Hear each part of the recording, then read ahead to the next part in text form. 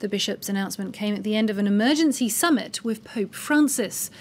All 31 active bishops and 3 retired ones in Rome signed a document offering to step down and put their fate in the hands of the pontiff. And for more on this, we can cross to our Rome correspondent, Josephine McKenna. Josephine, hello, thank you for being with us. How much of a surprise move is this for the Vatican? Well, Nadia, this is extraordinary news. All 34 of the bishops tendered their resignation. They made an announcement saying they were ready to resign after Pope Francis had summoned them to the Vatican for these talks behind closed doors, which took place over several days. And we saw this incredible statement from the bishops read out by Fernando Ramos, who said that they had made grave errors and omissions. And they also asked for the forgiveness of victims and also congratulated the victims for their perseverance and courage.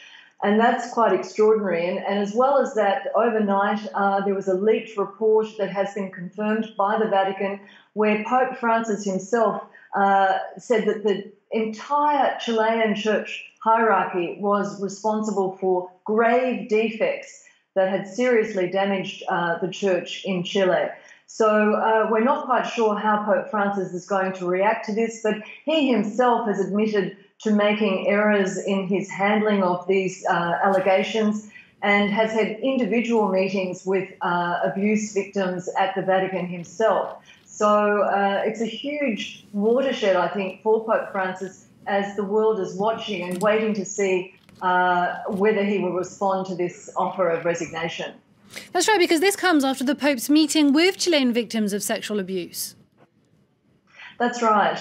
In January this year, on a trip to Chile, Pope Francis initially tried to underplay the allegations, in particular against one bishop, Juan Barros, who was accused of witnessing and ignoring abuse. He later admitted he might have been misinformed. He invited victims, I should say, to the Vatican to meet him. And those victims told the media they were very moved by the individual apologies that they received from Pope Francis. So this is really a significant move, and we can see that Pope Francis certainly is taking this issue seriously. It'll be interesting to see whether the Vatican actually begins a broader investigation of Chilean seminaries and practices there, as Pope Benedict XVI did in 2010 in Ireland. But certainly a major moment for Pope Francis. And as I said, the world is watching to see how he will respond to this offer of resignation. Josephine McKenna reporting there from Rome. Thank you very much for that.